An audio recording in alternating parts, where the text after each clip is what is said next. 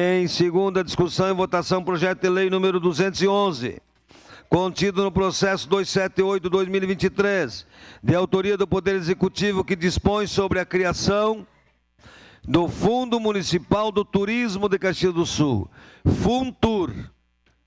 Relatora Tatiane Frisch com a palavra. Peço a dispensa. Ok, feita a dispensa. Em discussão. Peço a palavra. Palavra Felipe Germenmaier.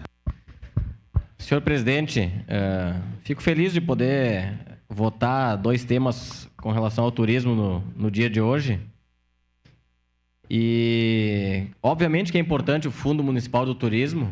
Ele vai permitir diversas questões de ações, de diretrizes, de investimentos, enfim. Mas eu sigo sonhando com o financiamento municipal do turismo, que é bem diferente.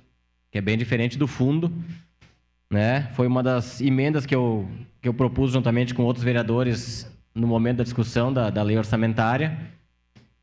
Nós tínhamos a previsão de R$0 de investimento para 2024 e agora vem o fundo. É importante, é um acréscimo, né? Essa questão das prioridades, alocação de recursos, do recebimento de recursos, tudo isso é muito importante para o crescimento do turismo também.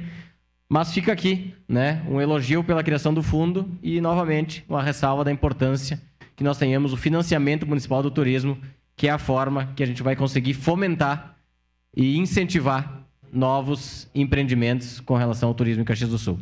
Obrigado, senhor presidente. Obrigado. Encerrado.